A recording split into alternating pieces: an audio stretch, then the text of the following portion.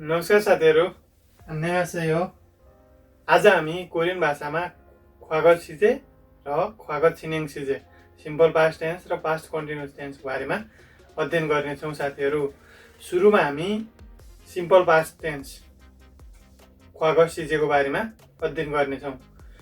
कुनै पनि काम पहिले नै भइसकेको थियो भनेर जनाउँदा सिम्पल पास्ट टेन्सको प्रयोग गरिन्छ। पहिले नै भइसकेको अवस्थालाई जनाउँदा, कुनै पनि काम बितिसकेको समयमा भएको अवस्था जनाउँदा, भइसकेको अवस्था जनाउँदा सिम्पल पास्ट टेन्सको प्रयोग गरिन्छ।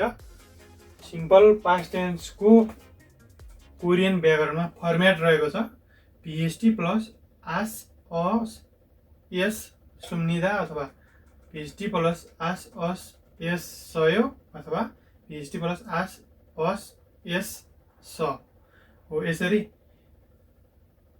फर्मेट चाहिँ पिएचटीमा आस अस एस सुम्निदा जोडियो भने फर्मल फर्मेट भयो। पिएचटीमा आस अस अथवा एस सयो जोडियो भने इन्फर्मल भयो। पिएचटीमा आस अस एस प्लस अ जोडियो भने यो चाहिँ इम्प्लाइड फर्मेट भयो। इक्जाम्पल हेरौँ साथीहरू। थियनादा, थियनादा मिन्स जन्मिनु। थियनादा मिन्स जन्मिनु। थियनादा मिन्स जन्मिनु हुन्छ भने थियनासुम्निदा यो चाहिँ फर्मल फर्मेट भयो र थियनासयो इन्फर्मल फर्मेट भयो।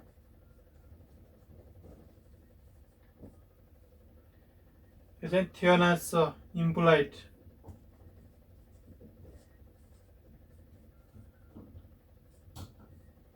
इम्प्लाइड फर्मेट भयो। यसरी थियनासुम्निदा, थियनासयो, थियनास भनेर जन्मिए, जन्मिए, जन्मिनु भयो, जन्मिए, जन्मियो।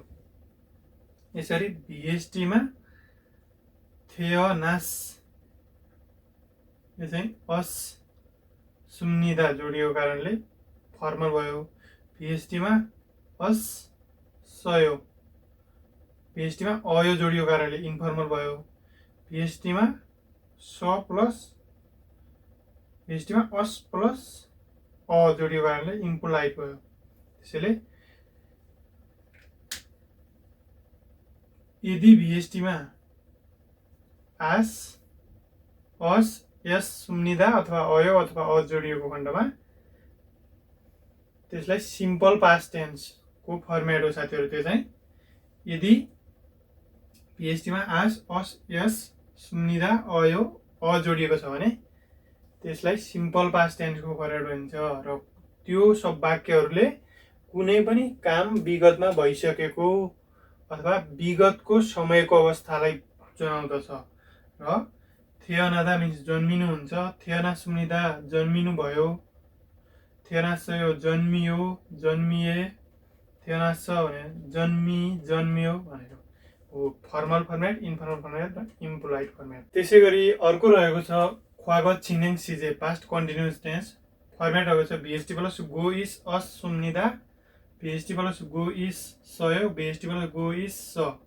यसरी भिएसटी प्लस गो इस अस सुम्निदा भयो भने यो चाहिँ फर्मल भयो। भिएसटी प्लस गो इस अस सयो भयो भने इन्फर्मल भयो। भिएसटी प्लस गो इस अस स भनेर भन्यो भने इम्प्लाइड फर्मेट भयो। इक्जाम्पल हेरौँ साथीहरू। हुरिदा, हुरिदा मिन्स बादल लाग्नु। हुरिदाको यो चाहिँ फर्मल फर्मेट।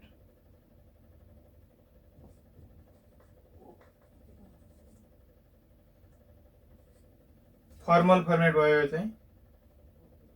हुरीको इसस सुम्निदा बादल लाग्दै थियो। हुरीको इसस सयो बादल लाग्दै थियो इन्फर्मल।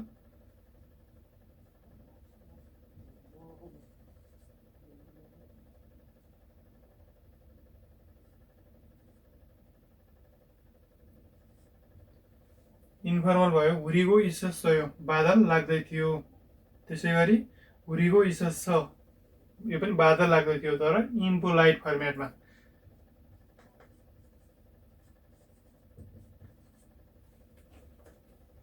यदि भिएसटीमा गो इज अस सुम्निदा भन्यो भने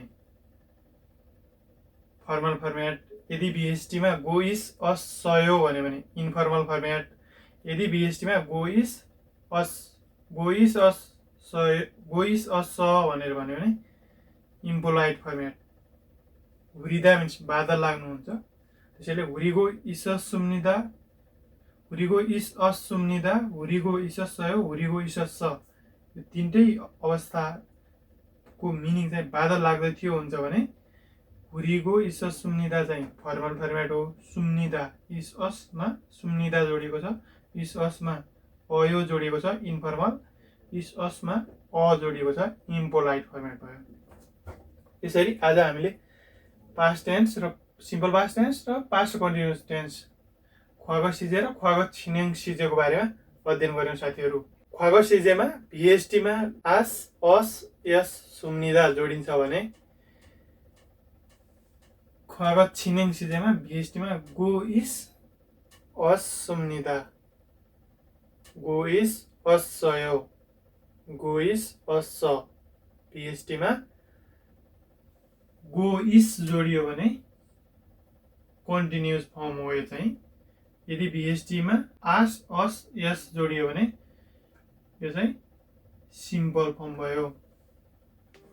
त्यसैले आज हामीले कोरियन भाषामा सिम्पल पास्ट टेन्स र पास्ट कन्टिन्युअस टेन्सको बारेमा अध्ययन गर्यौँ साथीहरू। आउने भिडियोमा हामी कोरियन भाषामा भविष्यकाल अथवा मिरे सिजेको बारेमा अध्ययन गर्नेछौँ साथीहरू। तपाईहरुलाई यो भिडियो कस्तो लाग्यो कमेन्ट गर्नुहोला र कोरियन भाषा सम्बन्धी अन्य केही विषयवस्तु अथवा तपाईहरुका जिज्ञासा छन् भने कमेन्ट गर्नुहोला साथीहरू। आजको लागि म भुवन कुमार शाही बिदा माग्न चाहन्छु साथीहरू। नमस्कार।